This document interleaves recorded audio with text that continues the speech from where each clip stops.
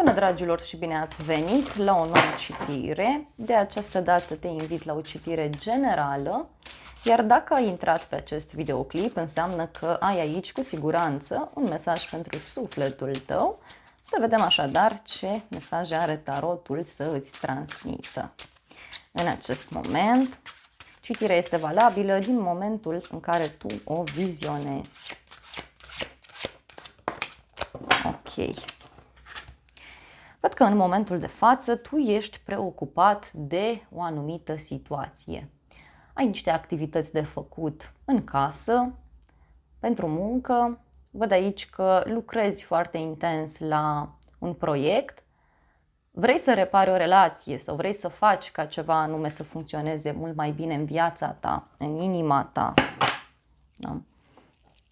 Și mai văd faptul că ai foarte multe alegeri de făcut, ai foarte multe lucruri de spus. Văd aici o bucurie care apare în viața ta legată de o stabilitate mai mare în cadrul unei relații sau o bucurie legată de un loc de muncă.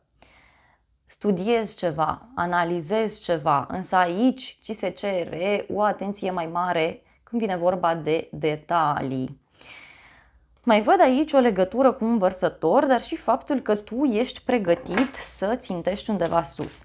Ești bucuros pentru că apare o speranță în această relație, apare o speranță în viața ta, apare o veste bună legată de muncă, de acest proiect în care tu ești implicat în momentul de față.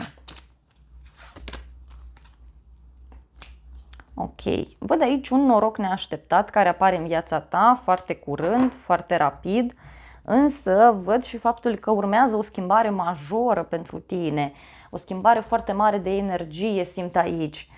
Nici măcar nu-ți vei imagina acest aspect. Da?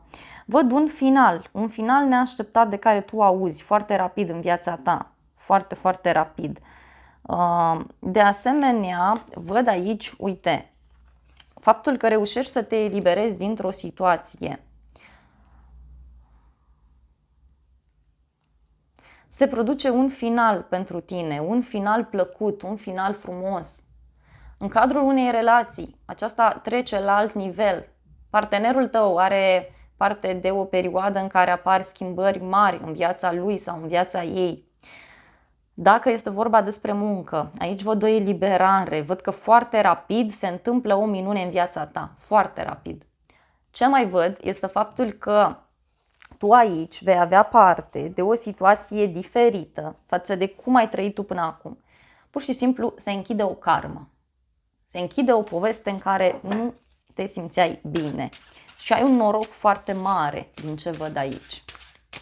Să vedem următoarea carte, ce trebuie să cunoști, ce trebuie tu să știi.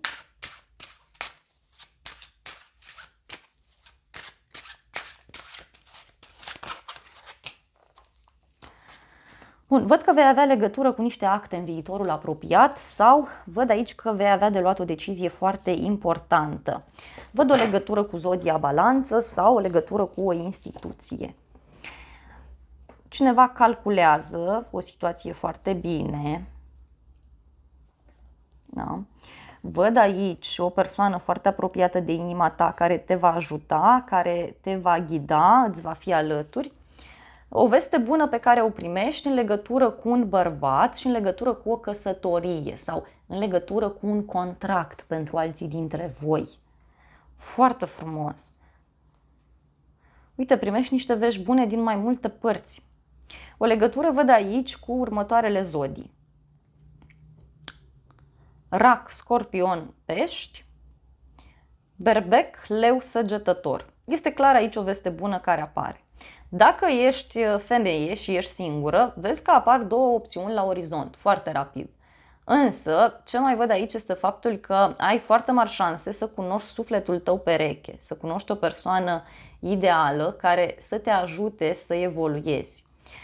Dacă aștepți un răspuns, în general în viața ta, acesta este pozitiv. Este pozitiv. Și văd o alegere înțeleaptă pe care cineva o va face. Să vedem următoarea carte, ce se întâmplă după această decizie. Se face dreptate divină pentru tine. Asta simt aici să-ți transmit. O discuție pe care urmează să o porți foarte rapid cu persoana iubită sau cu cineva anume.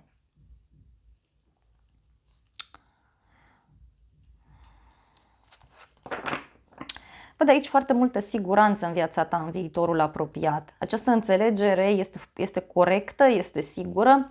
Acest loc de muncă ți aduce siguranță, încredere în tine, ți aduce bani, ți aduce valoare, tot ceea ce tu îți dorești. Și văd aici foarte multă bucurie, foarte multă bucurie. În schimb, văd și oboseală. Văd foarte multă și foarte mult noroc văd aici printr-un bărbat influent, printr-un bărbat care este foarte cunoscut sau printr-un șef. Aici, dacă ai întrebat de muncă, să știi că avansezi sau să știi că îți cresc veniturile. Hai să vedem în continuare următoarea carte.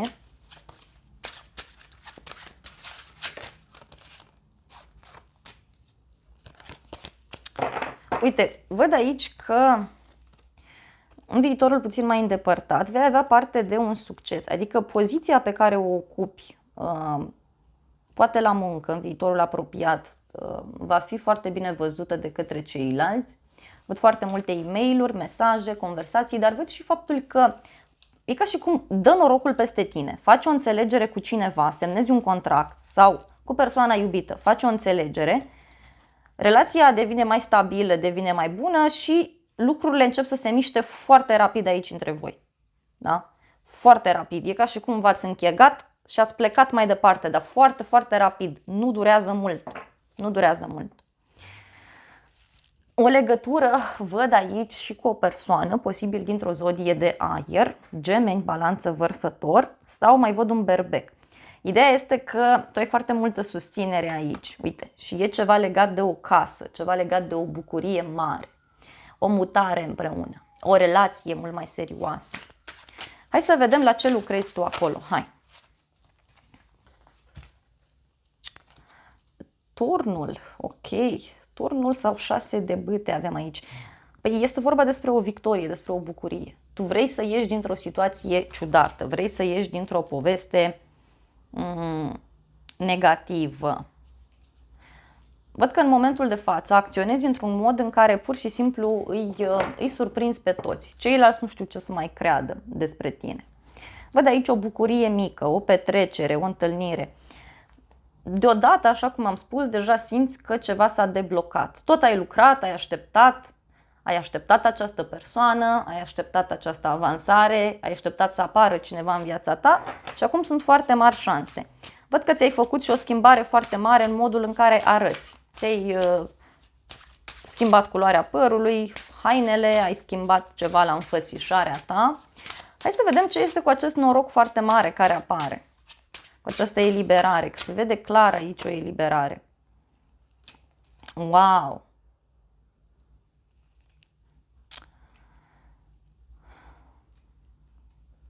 Văd aici o transformare mare, da? O transformare mare legată de confortul tău, legată de bucuria ta.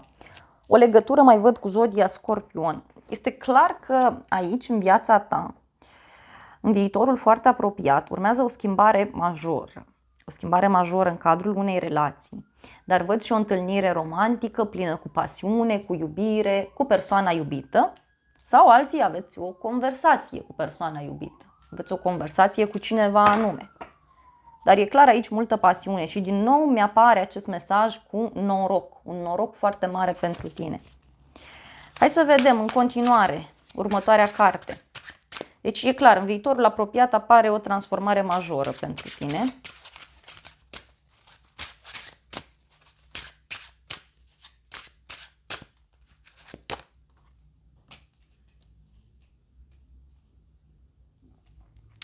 Bun.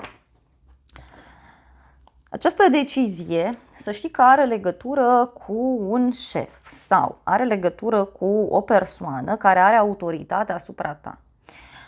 Persoana iubită, să știi că urmează să aibă parte de o schimbare. Aici se clarifică ceva în viața lui sau în viața ei. Mai văd de asemenea un contract pe care îl semnezi. da? Un contract pe care îl semnezi, dar văd aici și o neînțelegere, da? Sau niște discuții în contradictoriu legate de confortul relației. Voi sunteți două persoane foarte puternice, două persoane foarte, foarte puternice și probabil de aici apare situația.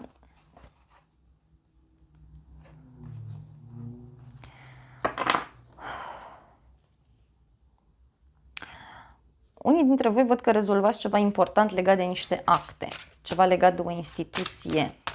Nu mai durează mult, în 3 puncte, 3 ore, 3 zile, maxim 3 săptămâni, în momentul în care vizionezi acest videoclip. Și este ceva legat de o casă sau de un proiect stabil. Dacă este vorba despre o relație, aici se ia o decizie care va schimba foarte mult soarta acestei relații.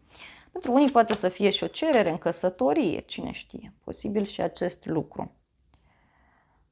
Urmează o perioadă destul de aglomerată pentru tine, în care te vei concentra foarte mult pe stabilitatea relației. Văd aici și niște discuții care apar la un moment dat legate de gelozie, legate de posesivitate, însă dacă e vorba despre muncă, aici văd mulți bani pe care îi primești din cunoașterea ta sau dintr-o muncă foarte profundă, foarte intensă pe care tu o faci. Pentru că, uite, văd totuși bucurie. E cu foarte multă muncă acest succes de care îți spun eu, în sensul că e nevoie să lucrezi și în weekend sau e nevoie să lucrezi și în timpul tău liber, dar succesul apare, banii apar, stabilitatea ta apare.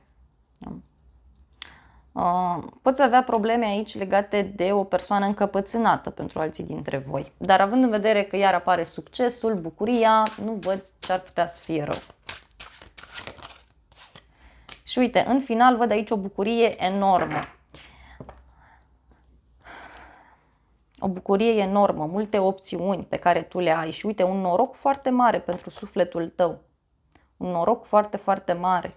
O altă viață care apare în viața ta. O altă viață. Se lasă în urmă o perioadă urâtă.